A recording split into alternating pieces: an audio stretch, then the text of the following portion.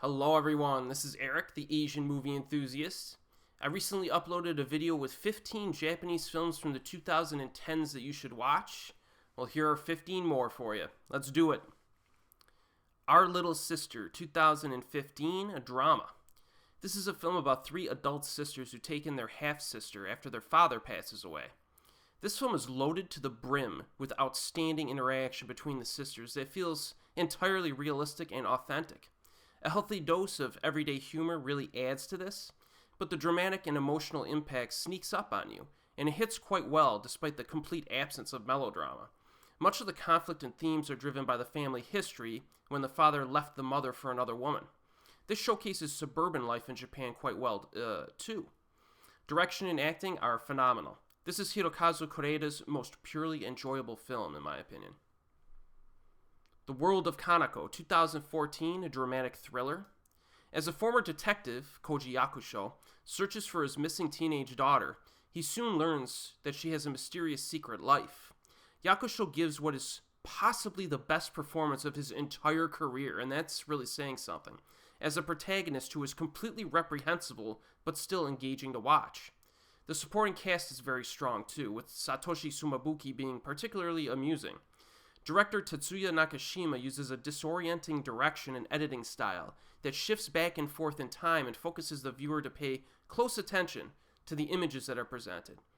Also be aware that this is a pretty violent, mean-spirited film, but it's also really interesting and entertaining.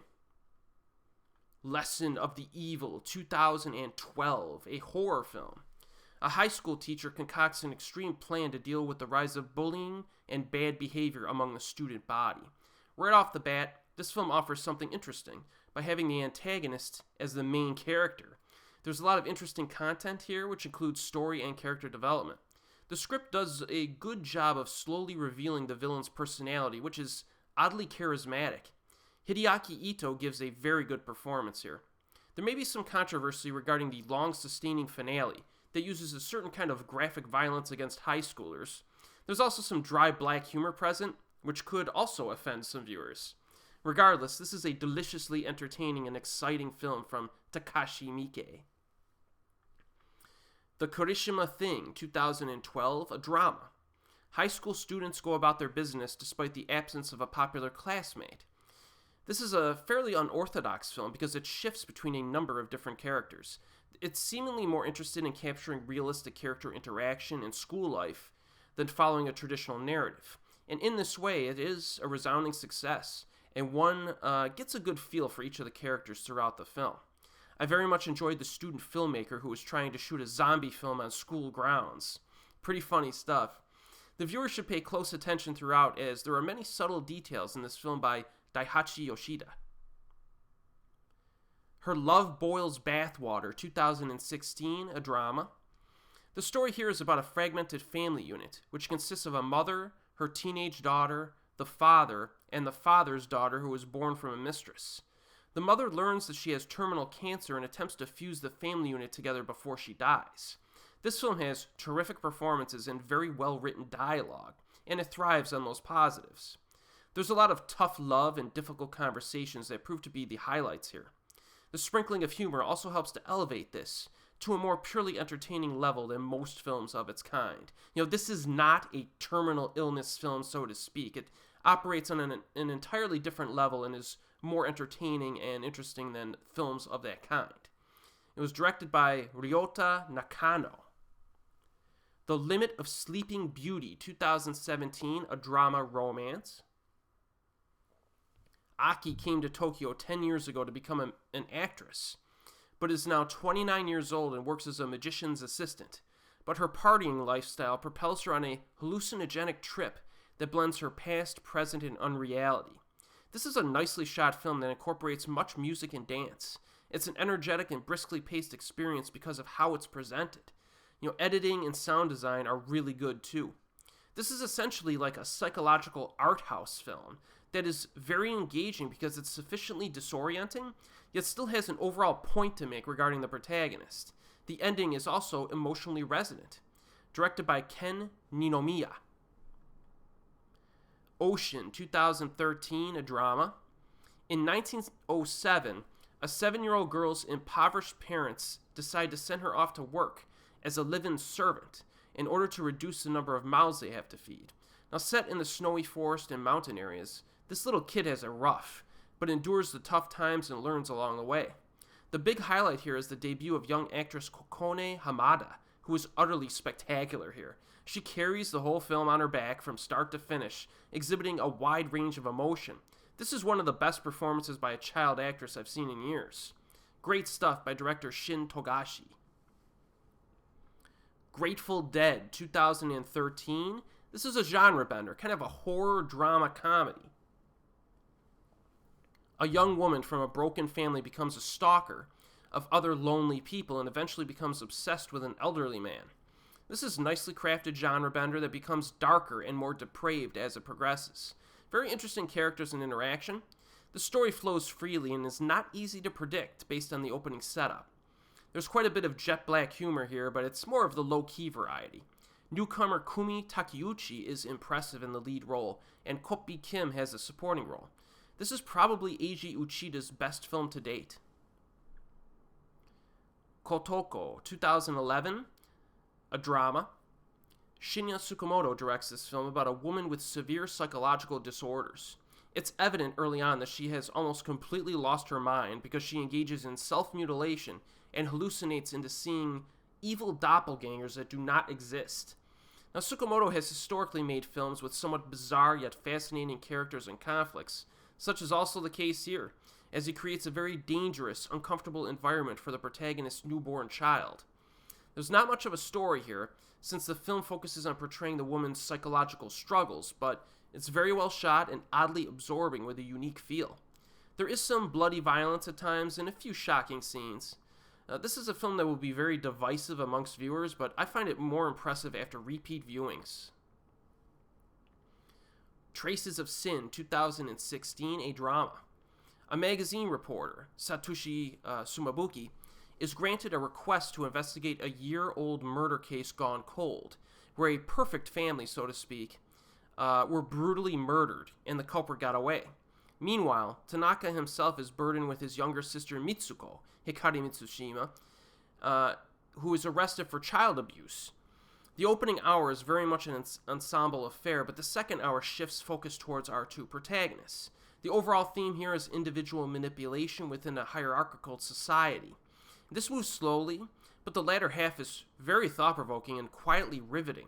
The script communicates things in intelligent, subtle ways, so you gotta put your thinking cap on for this one. Mitsushima is a standout here, directed by Kei Ishikawa. We Are Little Zombies, 2019, a comedy drama. 4 Japanese orphans, who are zombie-like in their lack of emotion, form a rock band. There's a lot to like in this movie. Content-wise, it has depth. Near the beginning, the viewer gets a view of events from each of these kids' perspectives, so we get to know these characters very early, and we spend the entire film with them as they're developed further and their friendship gets stronger. Stylistically, this has a lot of old-school video game aesthetics, which include the score. The camera work is highly creative, and the film is colorful visually. A lot of different camera angles in this as well.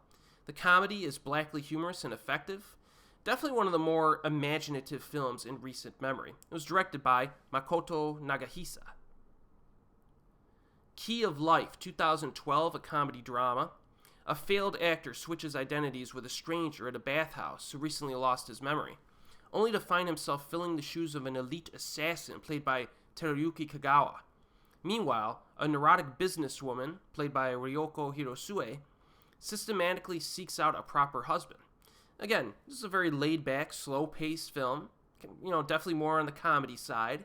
The humor is quite deadpan, though, and mostly smile-worthy, but there are a few laugh-out-loud moments. One of the scene of the funeral had me rolling pretty good. All 3 leads give good performances, and the script is a nice little character study that touches upon the theme of identity. A good one by Kenji Uchida. Dreams for Sale, 2012, a romance drama. After losing their restaurant in a fire, a husband and wife come up with a strange plan to rebuild their shattered finances, pawning the husband off to a series of lonely women and defrauding them. Now, first of all, the performances are very good by everyone, but Takako Matsu is outstanding. The dynamics of the marriage are captivating, and the viewer will feel sad for the various victims of the con scheme. A few very funny moments are peppered in as well. This is yet another impressive film by Miwa Nishikawa. Bakuman, 2015, a drama comedy. An amateur artist teams up with an amateur scriptwriter to create manga and break into the business at Weekly Shonen Jump. This is a very interesting and engaging drama, with a fantastic cast of young acting talent. Takeru Sato, Ryonosuke Kamiki, Shota Somatani, Takayuki Yamada, etc. One big positive is the rhythm and pacing, which will keep the viewer glued to their screens. Plot developments play out naturally. Even the romantic subplot is nicely portrayed here. A few creative sequences use manga drawing special effects that are blended in with the live action shots. Pretty cool. A nice dramatic impact here as well, because the manga business is portrayed as hard work that requires long hours, as well as talent. This is a must-see from director Hitoshi Onei. Yellow Elephant, 2013, a romance drama. Ryuichi Hiroki directs this film about an unworldly wife, played by Aoi Miyazaki, and a struggling novelist who reside in the countryside. As one reviewer mentioned, this is a film that explores the fragility of marriage when unresolved past conflicts arise within it. This is a good relationship study.